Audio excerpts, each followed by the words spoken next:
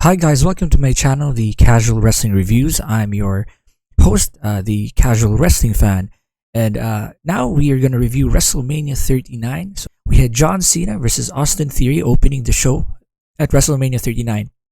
So Austin Theory came out to his entrance, his usual entrance, A-Town Down, and John Cena came out to the crowd with his Make-A-Wish kids, which was a very nice sight. Again, as we know, John Cena is a big proponent of the Make-A-Wish Foundation, and he's in fact the biggest contributor of making the wishes of these Make-A-Wish kids come true. So it was nice to see them outside in the ring. I mean, at their entrance of John Cena's entrance, and for doing that, he got a really big pop. Again, you expect Cena to get the big pop in LA because he's first of all an established name, and second, he's fairly well known in the Hollywood circles because of his work in Peacemaker and other Hollywood projects, right? So, as with the match, the match started off with Cena overpowering Theory, which is I think the right thing to do.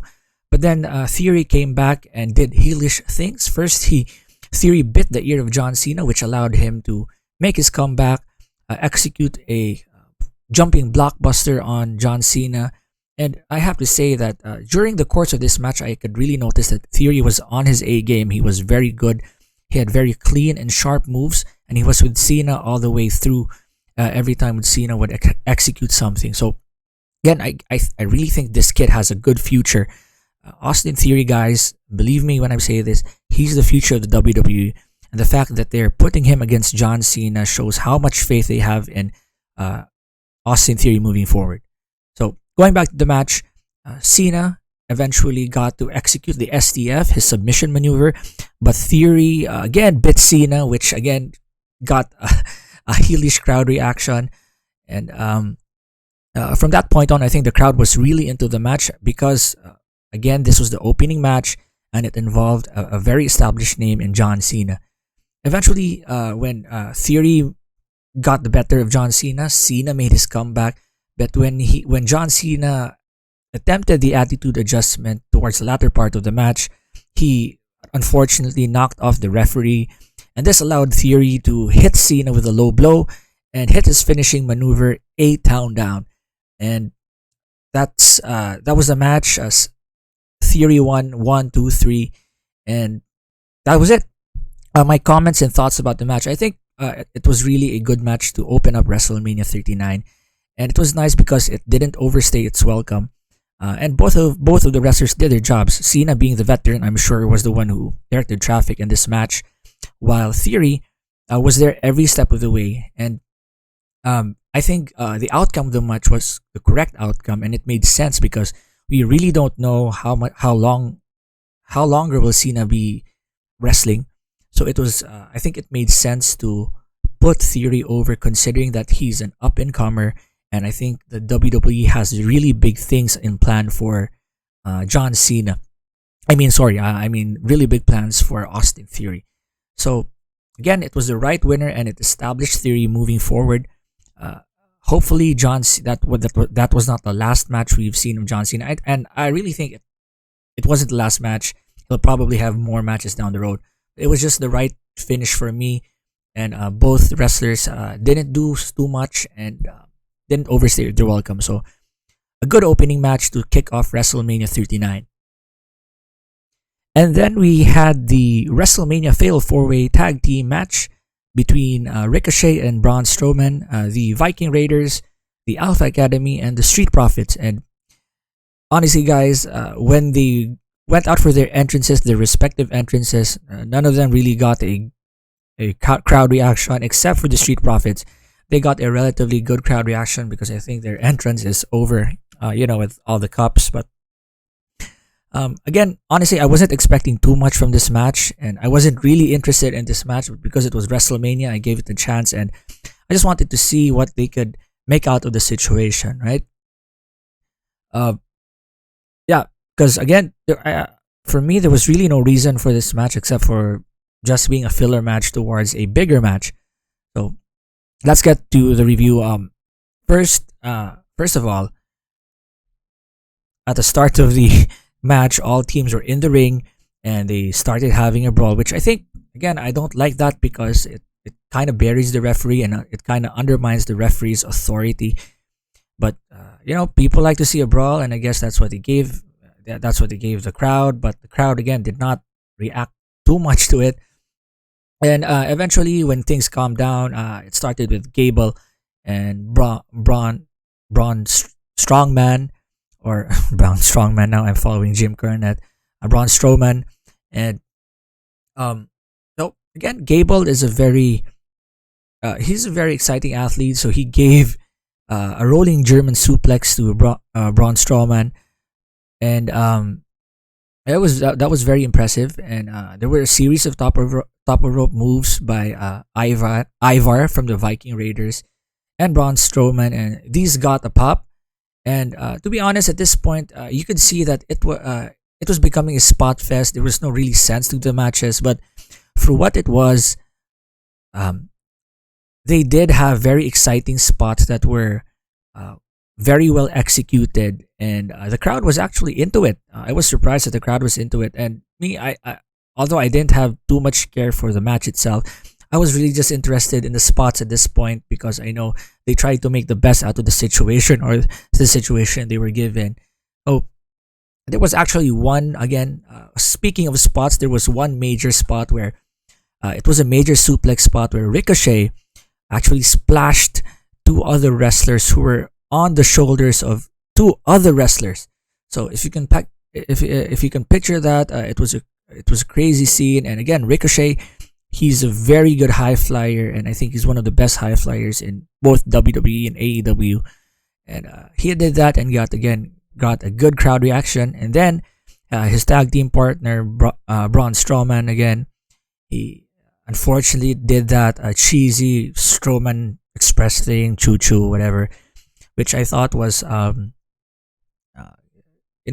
don't like the that move, but luckily Dawkins stopped that with a very good tackle. But after he tackled Braun Strowman, Ricochet then executed an amazing shooting star press from the top rope to the floor to Angelo Dawkins. That was very impressive.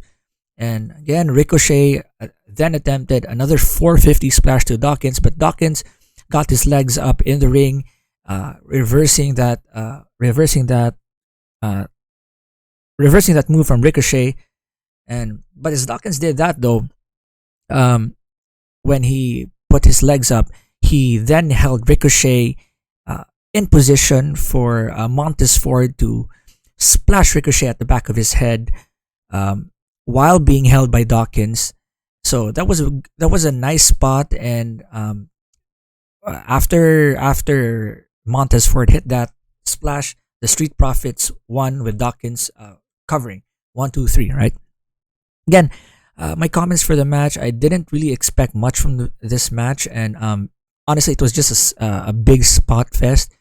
But at least the spots here were well executed. It's not some of the spots that you see over in the other company AEW, where it's a spot fest and there's a good chance that somebody might get his neck broken or get injured.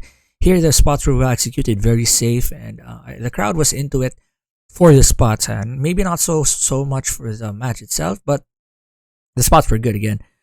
Yeah, I guess for what it was a very good match, and it was a good filler match. But of course, as a technical wrestling match, you can't. It's not really up there. But as a spot fest, I guess it was a good one. I didn't really. It was not my favorite match, but okay. So then we had the next match in the cards: Logan Paul versus Seth freaking Rollins. So Logan Paul made his entrance from a zip line, which was very Hollywood-esque for him. And Seth Rollins, for his entrance, he started off with an orchestra conductor. And at first, he tried to conduct the crowd. Speaking of the orchestra conductor, but you couldn't really because Seth's entrance involves that song. Whoa, whoa. I'm not sure if I'm doing that correctly, but the conductor tried to conduct the crowd so that they could say that part of the song, and the crowd really wasn't into it. So what the WWE did was, I guess, they phoned in fake which was very funny. So as for the entrance of Seth, I think it didn't really work out too well for the WWE. But yeah, just moving on to the match itself, they started chain wrestling first, and Logan Paul started by locking in Seth Rollins into submission. I've got to say, Logan Paul, for the small or few times that he has done wrestling in front of a big crowd, he has a lot of tools for him to become uh, a really good wrestler, because he just has that it factor and potential to be a wrestler. He has those facial expressions, and he's just an overall very good heel. And at this point he's better at the psychology of being a heel than most of these other wrestlers in the locker room in WWE and AEW. I think WWE should invest more time in Logan Paul. Now, moving back to the match, Logan Paul executed a very good gut wrench power bomb. And again, Logan Paul's punches looked very good. Um, there was one spot where Logan Paul jumped from the mat inside the ring to the top rope, just like a box jump, into a moonsault, which got the crowd really popping. And eventually, Seth, of course, got his comeback. And what I noticed here, I wrote down here when Seth was making his comeback, damn, about this Logan Paul really knows how to sell. He knows how to sell very well, and makes the moves of Seth. They make the moves of Seth much better, because again, in this business, it takes two to tango, and I think Paul sold his Seth's moves very well. Um, then there was also another spot in the match where Seth did a three-peat suicide dive to the ringside while Logan Paul was outside, and that was very nice. Again, Seth, as we know, is a very good worker in the ring, and if you put Logan Paul against with a established veteran who knows how to direct the match, it goes very well for him. And I think Seth was the a good partner for him uh, here in this match, because Seth, as we know, is a very good worker, and he knows how to direct traffic in the match. And there was a spot there where Seth stomped the right hand of Paul, which I think tried to set up the fact that, again, Logan Paul has that quote unquote one lucky punch with his right hand. So Seth, I guess, tried to neutralize that and tried to set that up later on. And in the ring, they went back into the ring. They had a series of pin reversals, which was very impressive, because again, these are moves that are usually done by professionals who have been in the business for some time, and they did it very cleanly. Not only Seth Rollins, but also Logan Paul. And eventually, Logan Paul got his one lucky punch in, but Seth Rollins kicked out, and then later on, Seth uh, powerbomb Paul in the ring.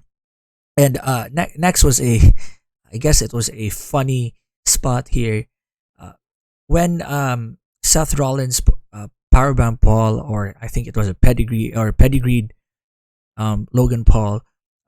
Seth Rollins covered Logan Paul in the ring, but the Prime Sports Drink mascot, which came out with Logan Paul during his entrance, actually pulled the leg of Seth Rollins, preventing the referee from completing the 3 count, right?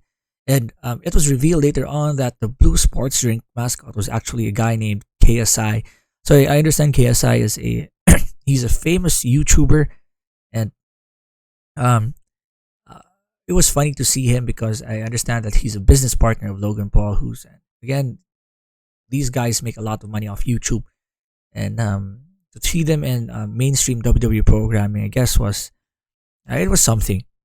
And so when KSI got involved, KSI was actually pulled into the ringside table by Rollins, and um, instead of actually frog splashing Rollins, because Logan Paul went to the top rope and was about to frog splash Rollins from the top rope, to the announcer tables, just like how he did Roman Reigns before. Um, Rollins stepped out of the announce table and put KSI there. So Paul is essentially frog splashed KSI. And again, at this point, the crowd was into it. It got a lot of "This is awesome" chants. When they got back into the ring, Rollins executed a pedigree, but Logan Paul, surprisingly kicked out. And I think at this point, the match should have been finished. I think it would have been a perfect ending after that big spot, and then Rollins pedigree Logan Paul. I think that should have been the finish of the match. But again, they wanted to do several false finishes because I guess it's WrestleMania. So um, the match continued, and then Logan Paul actually hit a GTS on Seth Rollins, and again another kick out by Rollins after Paul covered Rollins. And again, for me, this at this point was the match was getting a bit too long for my liking, and after that, Paul tried the coast to coast move from the other turnbuckle to the adjacent turnbuckle where Seth Rollins was um, positioned, but eventually Rollins reversed that, and he reversed that into a super kick. And after the super kick, Seth Rollins did his signature stomp. He covered Logan Paul 1, 2, 3. That was the match. Again, for me, my comments about the match, I think the match started off slow, and it built up into a crescendo because at the start of the match, it seemed like the crowd was not into it, but I think they built the match up perfectly.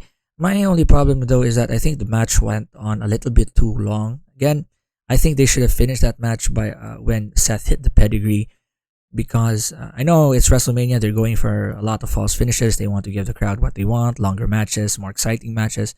But just from an overall wrestling sense, I think the best thing to do was just finish it off there. But overall, the crowd was hot for the match. It was a good match overall, and I have to say, Logan Paul is really a potential star.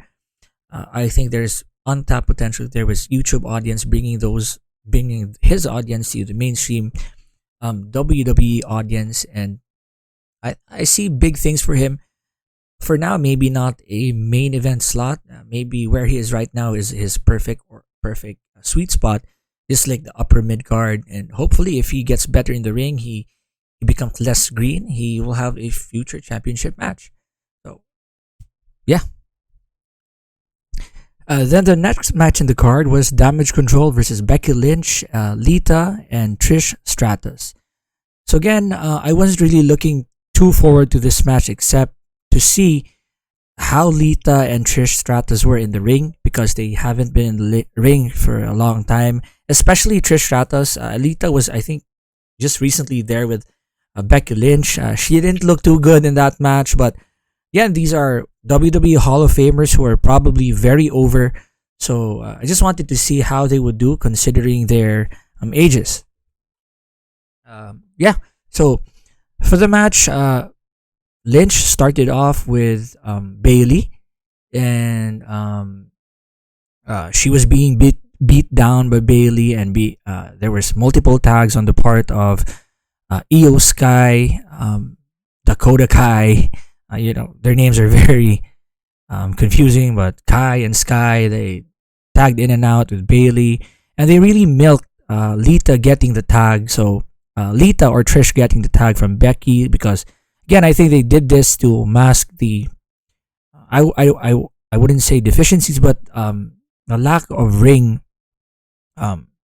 practice on the part of Lita and Trish. So they milked that tag from Lita and Trish. Then eventually, of course, Becky made her comeback. Then she was able to tag Lita, and Lita was there against Io Sky. And honestly, Lita did very well for her age. I understand I think she's almost going 50. She's about 48 or something. And she did an innovative move off the turnbuckle where she flipped. I think it was Io Sky, and well, even the commentators were surprised there. But eventually, she she got hit and she got down, and then there was heat on Lita, and eventually they then milked the tag from Lita to Trish Stratus. And Trish Stratus, she's about the same age as Lita, and but honestly, she looked good physically for her age. Maybe a lot of Botox there, here and there, but again, you can't beat age. And for her age, she was actually very good, and she was able to keep up with the younger talent, with Io Sky, with Bailey, and Dakota Kai, and then later on, all of them went to the apron, and Io Sky, being the quote unquote genius of the sky, she did a moonsault onto the floor from the top rope, flooring all the competitors. So yeah, basically that was the one big spot I saw there, and then the match was actually won by Becky when she just manhandled slammed Bailey on the second rope. So that was basically the match, and again, I think it was an okay match. For me, it was like a filler match, and I just really was interested in the match because I wanted to see how Trish and Lita looked for their age, and honestly, they looked pretty good for their age. You couldn't expect a lot from them, but they did well. They did well, in fact. But for the match, I think I didn't overall the match. I didn't enjoy the match, and was for me just another one of those matches to get through to one of the main matches. Sorry to say, nothing special about it. And then the fifth match on the cards was Rey Mysterio versus Dominic Mysterio. So this is one of the matches I was really looking forward to because just because I think they built this rivalry very well. Dominic was acting like that brat kid who was ungrateful for his father, for what his father had done, and Dominic kept pushing Rey to do a match with him at WrestleMania, but I think they built it perfectly to a point where Rey just had enough, especially when Dominic Mysterio started to berate his mother with her sister. It provided a very, very good story, and I think the fact that Rey was also in the Hall of Fame made it a lot more better. So everything was set up well in this match, and yeah. So it started off with both wrestlers making their entrance. Of course, Dominic, he made his entrance with jail car or jail van, however you call it, wearing a Mysterio mask, with being cuffed by police officers and being escorted by police officers to the ring, which I think was a very nice touch. Dom, I think, had really grown on me before. He was just his kid who was always smiling, I guess, and he's not physically imposing, so he doesn't work really well as a baby face, but he does work well as a chicken. I don't know if I can say that word right, but chicken shit ish heel who's Weasley, who cheats to win, or who always whines. I think that's a perfect role for him, and I think his role with the Judgment Day is perfect for him. And when Rey came out, of course he came out commemorating and honoring the late Eddie Guerrero with "Viva la Raza, Latino Heat," and he also came out with Snoop Dogg himself, which was a nice touch and just a very nice tribute to the late great Eddie Guerrero. As for the match, it started out fast with a series of exchanges, as you would expect from two wrestlers who have a luchador background. And I've got to say, during the early parts of the match, Dominic really has very good facial expressions and very good ring psychology. He's improved a lot, and you know that he has very good facial expressions, and he's doing very good work because when you see him, you just want to slap him. I mean, that face is very slappable. Just can't, when you see him, you can't help but get angry at his face and just say, what the salt. He's the salt of the earth, very undesirable wrestler, and as a heel, that's a good thing, right? And continuing on, Dom Mysterio, which is I think a funny spot, he actually got a spanking with a belt from Rey. So Rey got his belt, and then he spanked Mysterio like a little kid. I think the people wanted to see that because of how Dom had treated Ray for the past few weeks, in fact, past few months, and that was a really funny bit. But I think I'm not sure as to the wrestling rules. Again, I'm not a wrestling expert. I'm just a casual wrestling fan. Shouldn't he have been disqualified for just taking the belt out like that? But taking the belt out like that and spanking Dominic Mysterio in front of the referee. I'm not sure. I'm not too sure about that rule. So, guys, if you know the proper rule there, you can just shoot a comment down below, and I'll appreciate it if you can give me some knowledge on the spanking spot. Right? And then eventually Dom threw. They went to the floor, ringside, and Dom, again, to get heat, he threw water at his sister Aaliyah, who was also at ringside, which allowed Dom to distract Ray and again blindside him. So, yeah, Dom and Ray went again to the floor. Thereafter, Dom went back to his sister and mother, who were sitting at ringside, and again, Dom smack talked her mother in front of Rey Mysterio, and she got a, I mean, because I guess Dom's mother was so mad, Dom got a smack from her mother, which again, to the delight of the crowd, got a really big pop, and also allowed Rey Mysterio to make his comeback. Then they went back into the ring, and I gotta say, Rey Mysterio for his age is still in pretty good shape. I understand he's nearing 50 years old, but he can still do the flips cleanly. Maybe not with the same velocity and speed as before, but they're still smooth, and I think he's still the best in the business when it comes to these moves. And what I like about Rey Mysterio is that he can do flips. He can do really good flips, but he's not like flippy floppy like, you know, other luchadors. Cough cough, AEW luchadors. And his flips make sense, and they further the story that's being told in the ring. And I think this is something that other luchadors or other high flyers can learn. And you don't always have to take it 100 miles an hour and do as much spots as you can within your time frame. You just have to do the spots that matter and make sense to the story. So Rey Mysterio is a master of this, and I think he did a really good job here. And of course, when Rey Mysterio had it going and he was it looked like he was about to win against Dom, the Judgment Day come out, specifically Damian Priest and Finn Balor. So that distracted Rey Mysterio, and again, Dom made his comeback. Dom then attempted the Three Amigos spot, which again is it's a heat magnet, because when you think of the Three Amigos spot, which is otherwise known as three consecutive suplexes, it's really that spot made by famous by Eddie Guerrero, and the fact that he desecrates that move by doing it mockingly to his father Rey Mysterio. Speaking of Dom, that always gets heat, but again, luckily that spot failed, and Rey then connected with a 619, priming Dom Mysterio for the splash, which is his finishing maneuver after the 619.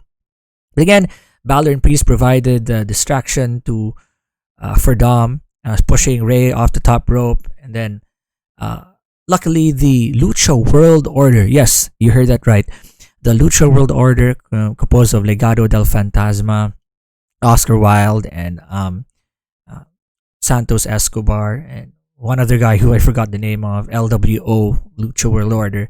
They came there to neutralize at least Damian Priest and Finn Balor. When they were able to do that, in the ring, Dom was able to execute a 619 and frog splash, which I thought, oh no, Rey Mysterio losing at WrestleMania after that long build, after everything that Dom had done to Rey Mysterio, that would have probably buried Rey Mysterio in my mind. But luckily, Rey kicked out, and the crowd popped like crazy. And again, Dom doing the heelish things. He at one point he exposed the steel turnbuckle, so the referee would try to fix it. this was actually done so that Dom could get a steel chair. But again, when he was about to, I mean, not a steel chair, sorry, a steel chain, which was put in the corner. But when he was about to do that, um, Bad Bunny, of all people, who was sitting there at ringside with the Spanish announce crew, snatched the chain, and this distracted Dom Mysterio, and this allowed Rey to hit the 619 splash. 1, 2, 3. Rey Mysterio wins, and that got a big pop from the crowd. My comments about the match, it was a pretty good match, definitely. I mean, both wrestlers did their job. I was impressed because it was obvious that Rey Mysterio was controlling traffic in the match. But again, I guess wrestling his son, Dom was there every step of the way. And I have to say, Dom has really improved in ring wise. In ring wise and psychology wise, because in ring, he does do some lucha moves, but he has a heel twist to his moves, and he plays with the crowd perfectly with his heelish demeanors. How he knows that the crowd does not like him. He plays that chicken shit heel very well, and every time he looks to the crowd, you just can't help but want to slap that face, right? Because he just has that smirk and smug look to his face. Yeah, I think Ray did all his spots, all the good spots.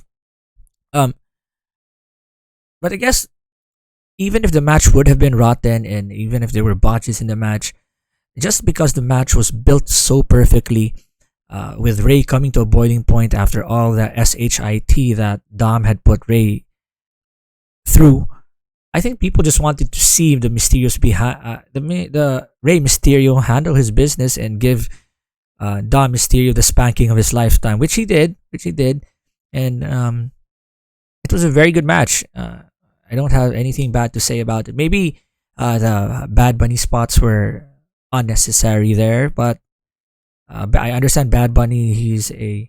I don't know him personally, or I don't know his stuff, but he's a major recording artist who crosses over genres. So he got a big pop there. He's probably one of the most over personalities there that night. So it was a good match. I can't say anything bad about it. Yeah, and so the next match on our card was Rhea Ripley versus Charlotte Flair for the WWE Women's SmackDown Championship. So there was a comment, which was, I think, a cool fact here, and the announcers made it known that all the ring personnel and all the wrestlers and all the referees involved in the match for the first time in history were all women. So that was a cool little fact to start off the match. And again, Ripley and Flair came down to the ring, made their entrances, and they started off in the match with face off, and they milked the crowd. And when they locked up, there was a lot of back and forth between Rhea and Flair, and then eventually Rhea, being like perceivably the stronger woman, she began to show dominance. She began to show her moves. Her punches and slaps all looked good. But I gotta say, at this point, at the early stages of the match, the crowd really felt dead. Like, I think they just didn't have energy from the last match between Mysterio and Rey Mysterio and Dominic Mysterio. So I guess the crowd was a little exhausted at this point. But when Rhea started playing to the crowd, I think the crowd gave her a reaction like they really wanted her to win, right? So I think it's not like they don't like Flair as a champion, but I just think they like someone else. They liked someone else, or they wanted someone else to win that championship. They wanted someone new, and I think Rhea Ripley is very hot right now in terms of her in-ring work, in terms of her association with the Judgment Day, and in terms of her heat as a heel. So I think they just really wanted Rhea to win. And during the match, Charlotte worked the leg of Rhea, presumably to set up Rhea for the figure 4 leg lock or the figure 8 leg lock. At one point, Charlotte went to the top rope, but Rhea caught her on the top rope. But I noticed that Rhea was actually having a hard time lifting her. She was eventually able to and Rhea I think slammed Flair to the floor, right? Um, then Rhea attempted her finishing move, the Riptide, but Flair countered with a DDT, and then we went back. They went back to a series of exchanges back and forth. When Rhea was on top, Charlotte made a comeback. Then Charlotte went off the top rope, but then Rhea caught Flair on the top rope, and Rhea actually German suplexed her onto her face, which I think the referee went right away to Flair to check on her if her nose was broken or her face was smashed in somehow. But she just came out. She was okay, but I guess she just came out with a little gash on her face on the top of her nose. So the match continued. Eventually, they went to the floor outside on ringside, and Rhea slammed Flair into the steps. Rhea also German suplex Flair face first again, which again this looked brutal on replay, but she did a better job here. Excuse me. And then she went to the floor. They went to the floor again. When Rhea was on the floor and Flair was in the ring, Flair went onto the top rope and did her big spot, which is her usual spot, which is the moonsault from the top rope onto Rhea Ripley. Then they went back into the ring. When in the ring, Rhea hits a riptide, but then Flair kicks out. And again, at this point, the crowd was so into the match because at first they were really dead, but because of the series of moves and because of the match itself, which made a lot of sense, and both wrestlers, because both wrestlers sell their each other's moves perfectly, the crowd was so into it, and they really didn't know if Flair or Ripley was going to win the match. So the action intensified when Flair attempted a small package, but after this, it was reversed into a cloverleaf, or what we call a prison lock by Rhea Ripley. It's kind of a reverse cloverleaf, which is a very impressive move. And again, Flair, she knows how to sell the move perfectly. Like, she was really in pain from that cloverleaf by Rhea Ripley. So, eventually Flair was able to reverse that, and then Flair hit her signature spear. She tried to pin Rhea, but Rhea kicked out again to the delight of the crowd. And then another exchange of blows where, that usual exchange of blow spot where both wrestlers are tired and the crowd goes, woo, yee, woo, yee for each other wrestler's blows. So I think that was a proper time to do that spot there. And then eventually, Flair hit Rhea with a figure four, but again, at this point, Rhea does have very good facial expressions, and it seemed like she was about to tap, but she gets to the rope, and at that point, the crowd was so into it that again, the "This is awesome" chants. This is you could hear "This is awesome" chants, and it was in fact awesome for me. I was really into the match at this point. Then Flair went to the top rope again, but Ripley reversed. She caught Flair on the top rope, on the second rope, I mean, and then Ripley hit a big riptide, her finishing maneuver, from the second rope. Ripley then covered Flair. 1, 2, 3.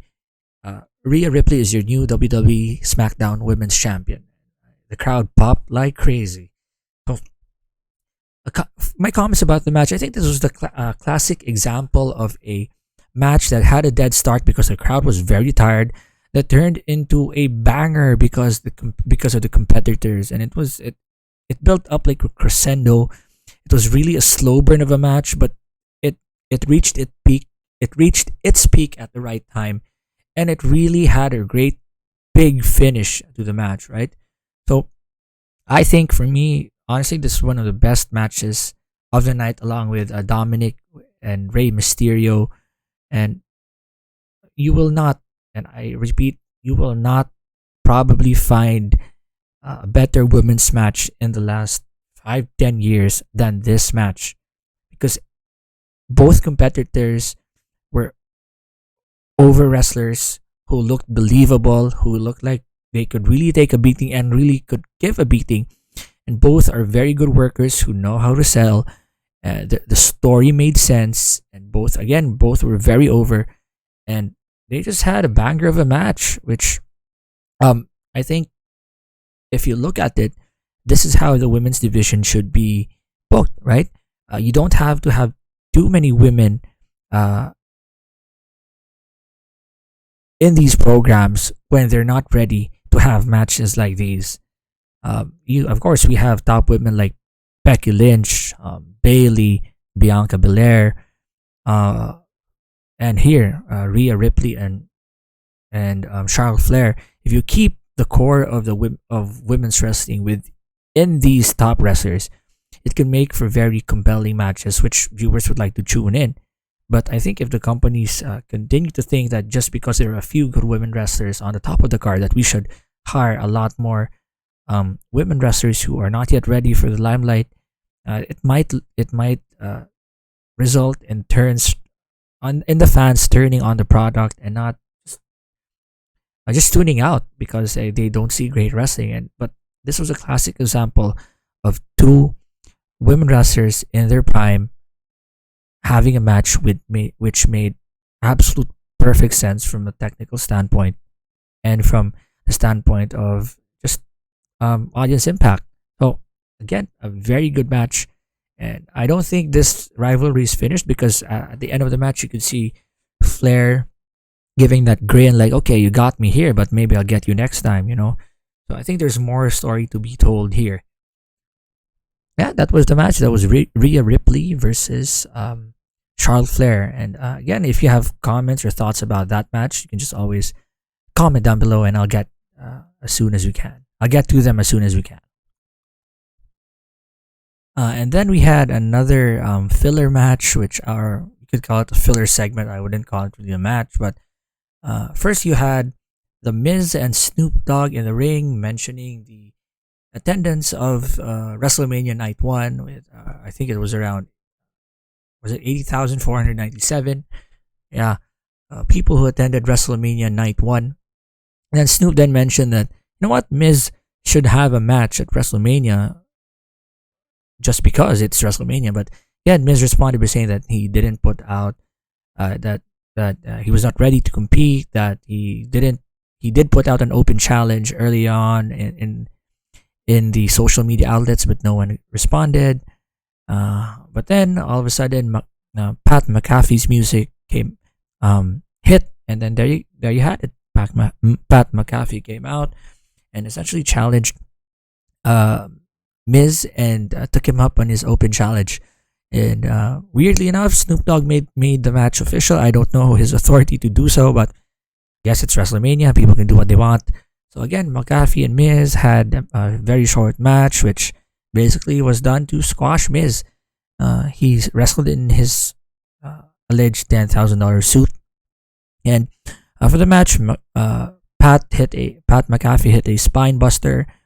Then at one point he flipped off the top rope and super kicked Miz when Miz tried to jump off the top rope.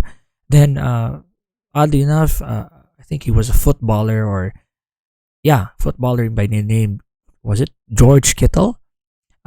Came onto ringside and floored Miz when McAfee distracted the referee, and then McAfee hit a swanton bomb while Miz was on the ringside floor. McAfee hit that from the top rope, and then he did his punt to the face because again, McAfee was a punter during his NFL career. So I guess that's his finishing maneuver. And that was the end of the match. Again, I wouldn't make too much of this, and I think I won't comment too much on this match. But yeah, this was a match just to bury Miz. Didn't get the reaction I think they expected. It was so. But yeah, I think it was just a filler for the main event of that evening. Then for the main event, we had the Usos of the Bloodline versus Kevin Owens and Sami Zayn. Again, I think one of the most interesting stories in WWE is the Bloodline feud and the involvement of Sami Zayn and later on Kevin Owens in the Bloodline feud, right? So, as we know, this match and the storyline has been built up perfectly because Sami Zayn, if you don't know, was part of the Bloodline, but because he couldn't do the Bloodline's um, bad deeds, he removed himself from the equation, the Bloodline, and he wanted the help of Kevin Owens and later on Cody Rhodes to take down the Bloodline, right? And this is where we're at right now. So it's the Usos versus KO and Sami Zayn for the WWE Undisputed Tag Team Championships.